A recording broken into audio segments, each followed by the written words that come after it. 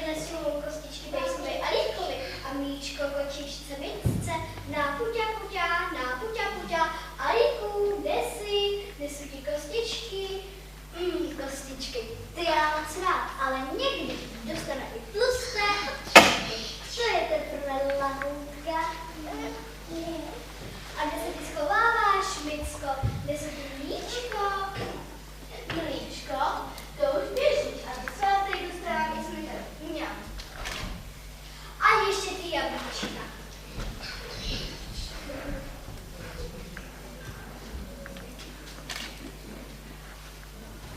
Babičko, to jsem všechno udělala. Asi už stůl tam tě taky ráda pomůžu. Babičko, ta jablíčka mi připomněla naše mládí, že jsme nevynechali žádnou tancovačku. Co tě nemá, dědečku? No přeci měla babka 4 jablka. Tu písničku znám, kož to neposleduje se na ní tancuje. No dobře, jen kvůli tobě, Aničko. No tak pojď, dědečku. Měla babka 4 jablka a dědoušek jen 2. Dej mi, babko, jedno jablko, budeme mít stejně. Dědečku, a teď ještě se mnou.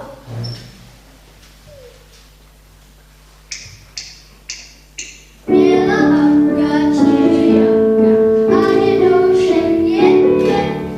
Dej mi, babko, jedno jablko, budeme mít stejně.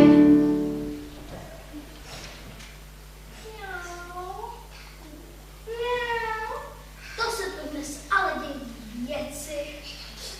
Babičko, to nám teď už budeme poznat. A u něho Kapička si popovídáme o tom, co letos zasadíme na naše políčko.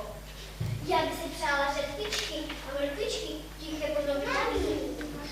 Taky bychom měli zasadit tráve a těm něco jíst. A já bych vyzkoušela řeku, příjezdu do psa a je moc zdravá. Domluveno. Zítra zajdeme do městečka na kolik. Celý krásné. Tak už plynu jako každý jiný. Ale my se teď podívejme, co se odehrává v chaloupce v noci. Když už babička, dědeček i Hanička tvrdě spí. Už je ticho. Zkusím zavolat na myšičku. Myšičko, pojď ke mně blíž. Nepůjdu, nebo mě sníš.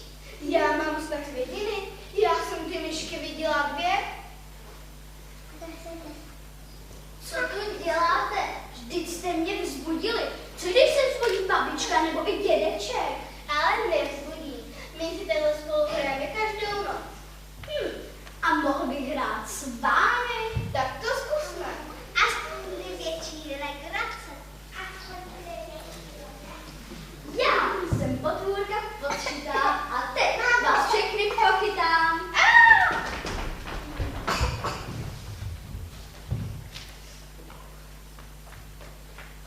My se chytit nenecháme, že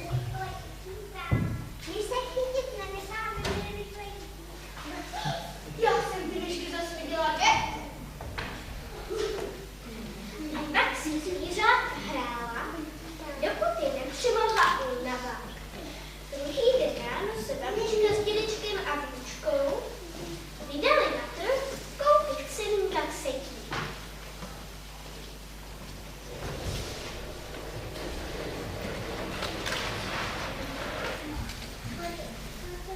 Krásné hrníčky, ručně malované, na čaj i kašičku, malovanou mističku, dřevěné vařečky, názdobivé zadečky. Pojďte, pane, vyberte si lžíci, nebo i dřevěnou paličku.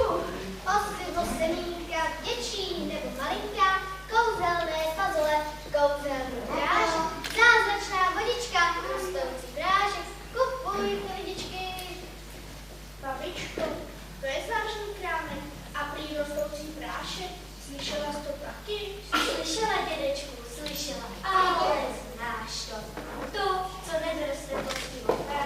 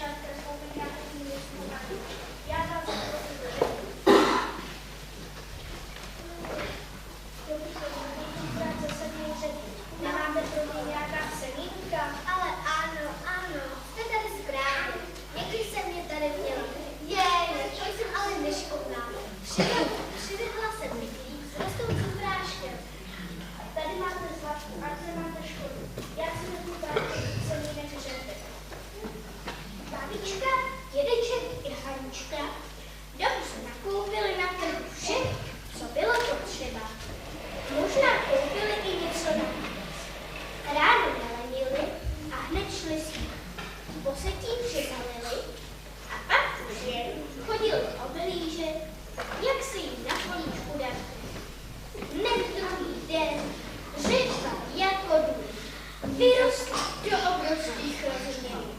A to je přesně. To mě podrž. To je řepa. Musím zavolat babičku, jinak ze země sám řepu nevytáhnu. Babičko, pojď mi pomoct. Už běžím, dědečku. Že ty si neposme a koupil semínka z toho začarovaného čáry Máry krásu. Babičko, pojďte, pomoz mi prosím a nezlob se na mě. No dobře, pojďme to zkusit. Hej, musíme zavolat Haničku, sami nic nezmůžeme. Pojď Haničko, pomoz nám. Už běžím. Ráda, všichni si to určitě zvládneme. Hej, zase nic. Není. Ale nezvládli. Řepa držela v zemi jako přibitá. Smutně se vedle ní posadili a dumali, co si s ní počít. Najednou k Haničce přiběhla Alí a ona dostala nápad. Alíku, ty nám můžeš přece taky pomoct, chytně se za mě a tahej.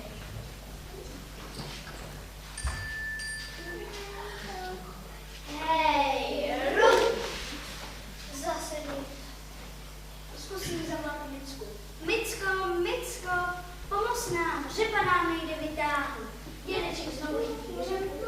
Babička, dědečka, Hanička, babičku, já, Haničku, ty mě a určitě to dobře dopadne.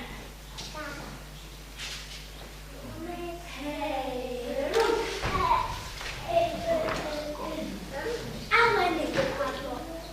Řepa zase nic. Všichni už byli unavení, nešťastní. I když to, kde se vzala, tu se vzala. Na poli se objevila liška a hned za ní druhá. Pěkným kolem a křičela na práci moc nedaří. Mám tady sebou i sestřičky.